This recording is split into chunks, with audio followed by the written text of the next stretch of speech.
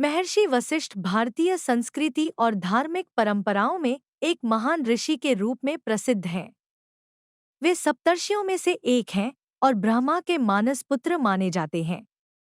उनके जीवन और कार्यों से जुड़ी अनेक कथाएं भारतीय धर्म ग्रंथों में मिलती हैं, जो धर्म, तप और ज्ञान के महत्व को दर्शाती हैं। महर्षि वशिष्ठ के जीवन का मुख्य उद्देश्य मानवता को धर्म और सत्य के मार्ग पर ले जाना था।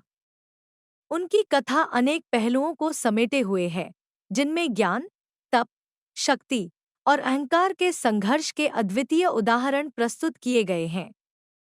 वशिष्ठ का जन्म ब्रह्मा जी की तपस्या से हुआ माना जाता है। उन्हें ब्रह्मर्षि की उपाधि मिली, जो ऋषियों की सर्वोच्च श्रेणी मानी जाती है। उनकी पत्नी अरुंधति थी, जो भारतीय परंपराओं में पतिव्रता का प्रतीक मानी जाती है। वशिष्ठ और अरुंधति का विवाह समाज में एक आदर्श दाम्पत्य जीवन का प्रतीक है।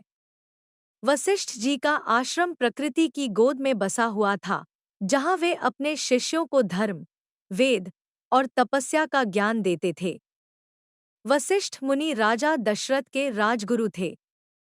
जब राजा दशरथ को संतान सुख की इच्छा हुई, तो वशिष्ठ ने उन्हें पुत्रेष्ठी यज्ञ करने की सलाह दी, जिसके परिणामस्वरूप श्री राम, लक्ष्मण, भरत और शत्रुघ्न का जन्म हुआ।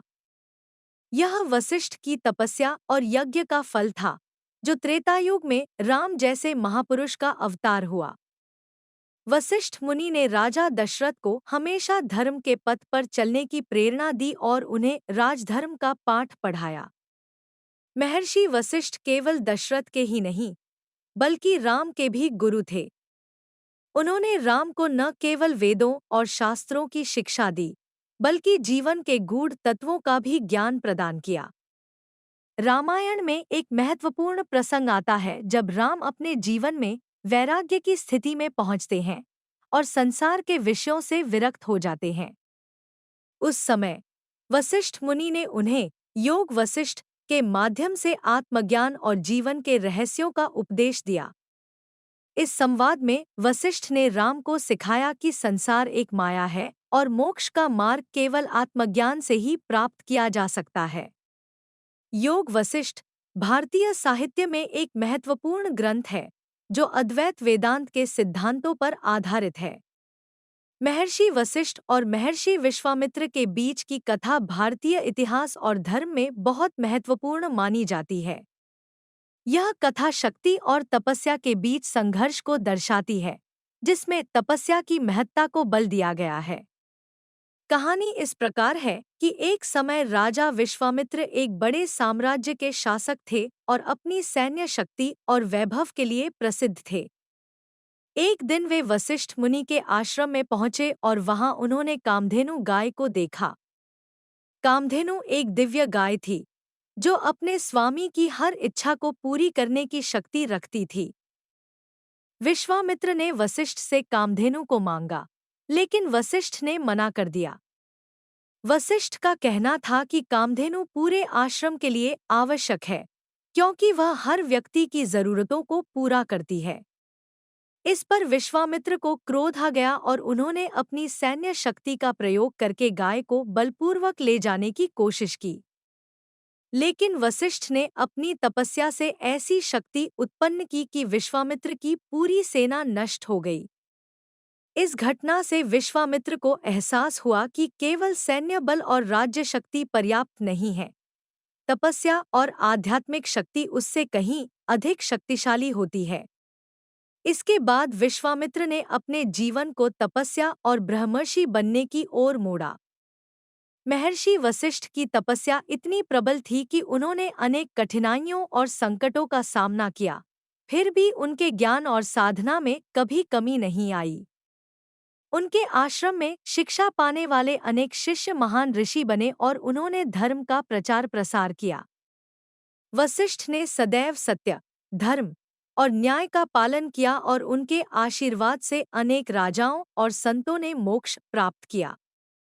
महर्षि वशिष्ठ का जीवन दर्शन आत्मज्ञान, तपस्या और धर्म के सिद्धांतों पर आधारित था। उनका मानना था कि संसार माया से बना है और आत्मा का उद्देश्य मोक्ष की प्राप्ति है। वेदों के अध्ययन और तपस्या के माध्यम से आत्मज्ञान प्राप्त किया जा सकता है। उनका जीवन एक आदर्श तपस्वी का प्रतीक है, जिन्होंने जीवन में कभी भौतिक सुखों की ओर आकर्षित नहीं हुए और सदा आत्मज्ञान की साधना में लीन रहे। योग वशिष्ठ महर्षि वशिष्ठ द्वारा राम को दिया गया उपदेश है। यह एक दार्शनिक ग्रंथ है जिसमें आत्मा, माया, ब्रह्मा और मोक्ष जैसे गूढ़ विषयों पर चर्चा की गई है। इस ग्रंथ में वशिष्ठ मुनि राम को जीवन के सत्य का बोध कराते हैं और उन्हें समझाते हैं कि संसार एक माया है और वास्तविक आनंद आत्मज्ञान में है। इस ग्रंथ में वशिष्ठ ने अनेक कहानियों और दृष्टांतों के माध्यम से जीवन के गूढ़ तत्वों की व्याख्या की है। यह ग्रंथ अद्वैत वेदांत का महत्वपूर्ण स्रोत माना जाता है। महर्षि वशिष्ठ का अंत कैसे हुआ, इसके बारे में धर्म ग्रंथों में स्पष्ट उल्लेख नहीं है, लेकिन ऐसा माना जाता है कि उन्होंने समाधि द्वारा अपने शरीर को त्याग दिया था। वे आज भी भारतीय समाज और धर्म के महत्वपूर्ण स्तंभ माने जाते हैं। उनका जीवन और उपदेश आने वाली पीढ़ियों के लिए प्रेरणा स्रोत बने रहे हैं। महर्षि वशिष्ठ भारतीय धार्मिक और आध्यात्मिक परंपरा के महान स्तंभ हैं। उनकी तपस्या, ज्ञान और साधना ने उन्हें ब्रह्मर्षि की उपाधि दिलाई। उनका जीवन संदेश आज भी मानवता के लिए प्रेरणादायक है। वे धर्म, ज्ञान और सत्य के प्रतीक थे, जिनके उपदेशों ने न केवल राजाओं और ऋषियों को, बल्कि संपूर्ण मानवता को मोक्ष का मार्ग दिखाया।